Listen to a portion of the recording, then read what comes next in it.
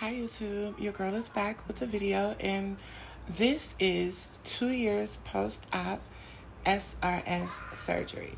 And a lot of my transgender women wanted the real life scoop of, how I live my life in New York and how's life going after SRS surgery.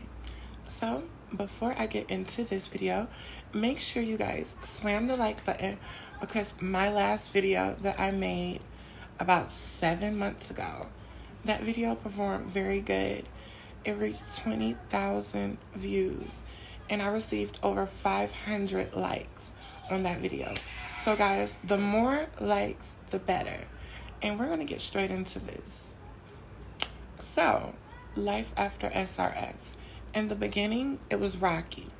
In the beginning, I felt like I made a mistake because it was a lot of haters. It was a lot of people telling me, God don't like what you did to yourself. God this, God that. One thing about God. God, no. I praise him every morning, every night. When I wake up at 4 in the morning on accident, I praise God and I give him the glory. And honestly, the decisions that I made in my life, it was for me. It wasn't for the validation of a man. It wasn't the validation or for the approval of a man. It was for myself. It was what I wanted to do. And am I satisfied? I am. Moving along, okay? 2 years later, dilation is not really an issue anymore because I only have to dilate once, like every week for me, because I use my fat mama. I use her quite frequently, so, and the guys that I typically mess with are, if you know, you know, and all that. So basically,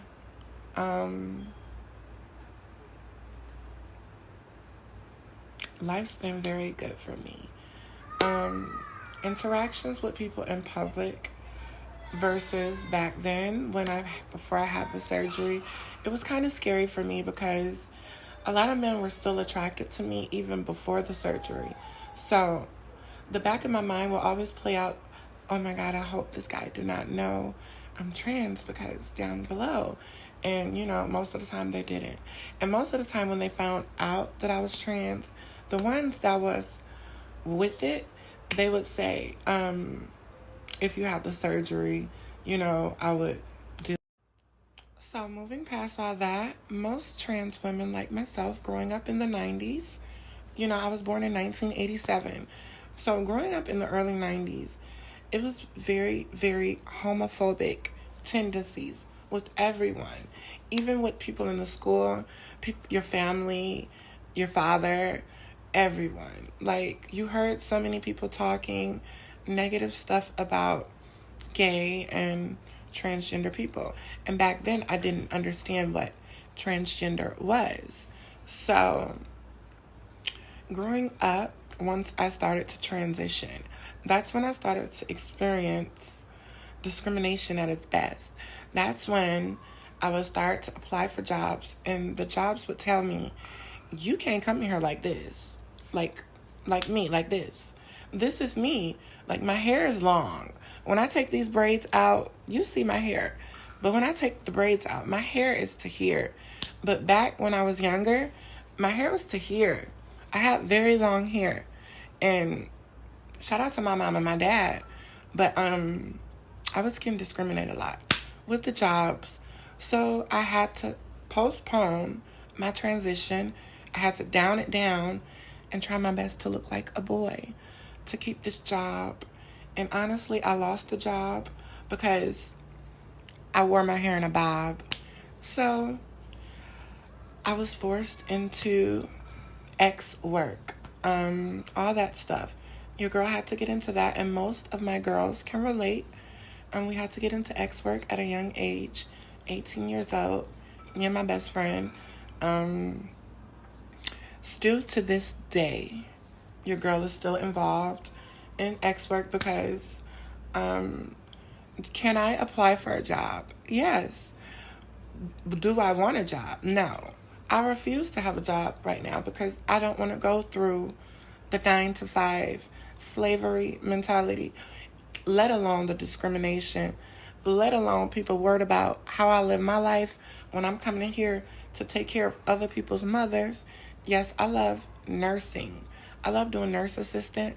In the past, when I was working, that's what I was doing.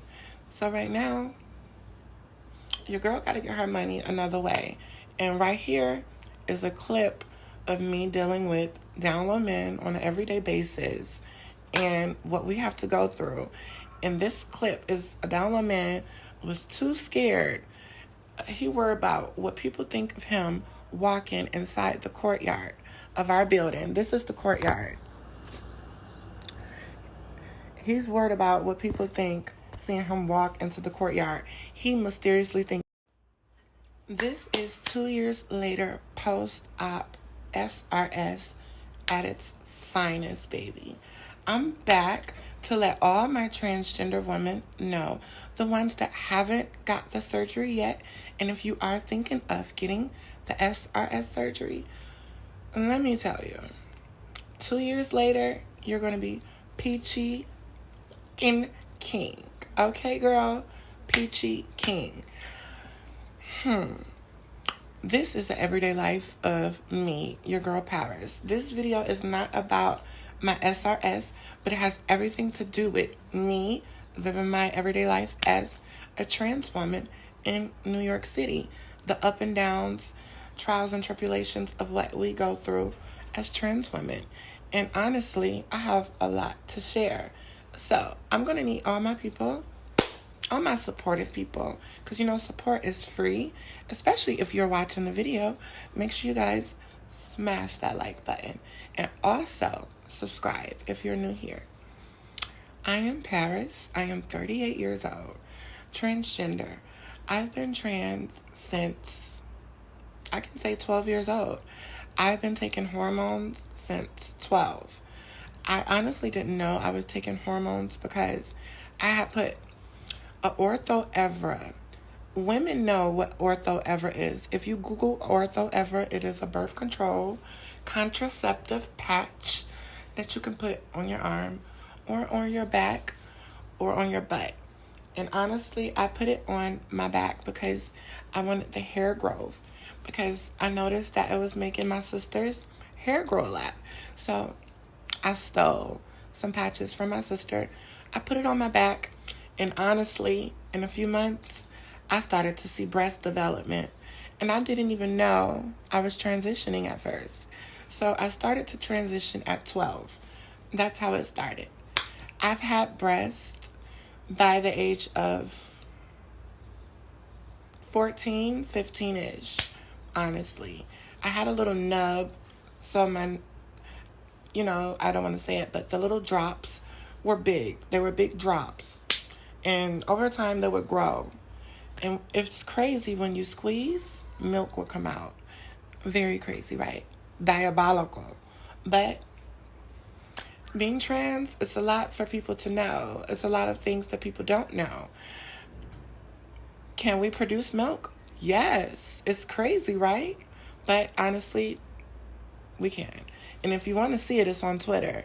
I have videos on Twitter doing all that, just to prove it's not a myth. Okay?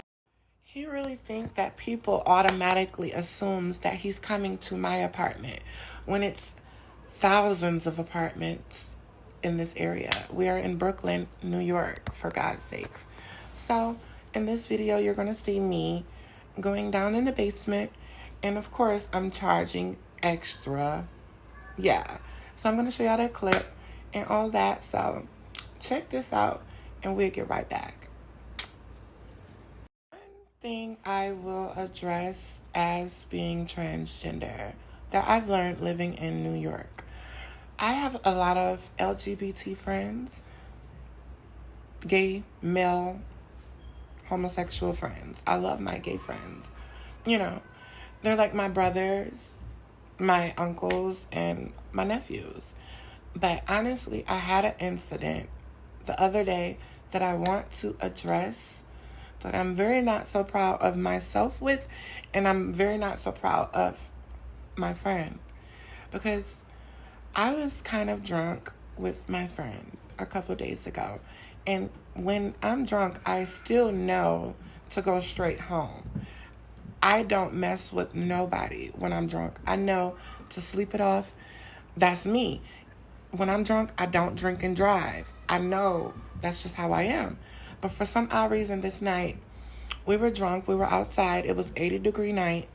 And my friend, a.k.a. brother, asked me to come back to his house. And he had a friend that was from the park. This down low man from the park was out there with us, and I was drunk. So the man used that as an excuse to come with us. He came to my brother's apartment with me and my brother, and everything else went a blur. Only thing I remember, and I already cursed my brother out about this. He's not my real brother. So let me be clear. I'm going to just stop saying brother. My friend. Only thing I remember is him having his head between my leg and me pushing him back, saying, "No, brother, stop. No." Seriously. After that, all I remember is I was cursing. I left. I went home. Next morning, he tells me, my friend tells me and the man were having sex. There's 3 condoms on the floor. And the man told my friend to go down on me. And I said no, like more than 15 times, to the point the man left. And then I talked with my brother for a little bit, friend, and then I left. And then after that moment, I felt so disgusted. I felt so, because I don't play with my LGBT friends. I don't share my friends' pieces, or I don't involve. I will admit, as I get older, now that I'm approaching my 40s, I am taking my content creation serious. I'm going to have to learn to just walk with God on this path in my life. I'm trying to put away the old lifestyle, what I used to do and what I'm currently doing right now. I'm trying to put that away and do something different. So I'm praying that God can change that in my life. But the OnlyFans money, the money from the guys, like, it's addictive, and it can be an idol to most of my transgender women.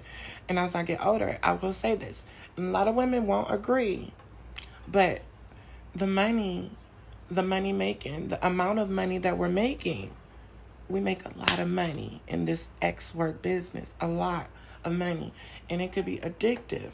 And when it comes to a point of us wanting to stop and want to change our life for the better, it's like, I don't want to settle for less. But at the end of the day, if it takes you saving your soul to settle for less, I'd rather save my soul than continue on this path playing with the devil. The devil is going to bless the mess. He's going to bless it. He's going to keep throwing out the money. He's going to keep sending the men constantly to you to spend the money for sex. When you get older, you will realize your body is very valuable.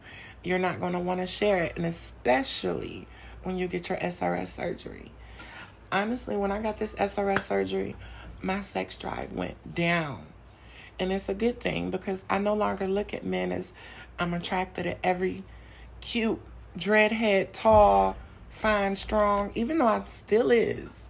But to let them come over, chill, blow my back out and all that stuff like I used to do in the past so easily, no. Even though I used to charge them too, no. I have to really, really, really, really like you to really want to be bothered with you. No. That's what this surgery will do to you. It's going to change your whole perception. And I really find women very relatable now. I really understand what women go through. I can never identify as a woman, but I can definitely identify as a transgender woman. Let's be perfectly fucking clear. I don't share. I just don't. And when I know the men mess with my friends, I'm completely off that. So that night would have never happened if I was drunk. And I honestly feel like he always wanted to do that. How are you going to be LGBT and you are into men? You're not into the JJs, and you went down on your sister, supposedly, from another mother. I was disgusted. Ugh. So as a trans woman living in New York, majority of the men seems to be attracted to me. Is that something that I wanted? Kind of. Yeah, I'm not going to lie. But it's teaching me self-worth. It's teaching me I want to stay in my lane because I know women, men, gay men, transgender women. I'm trans and I want to mess with the transgender attracted men only. And right now, as far as the dating goes, cut me out because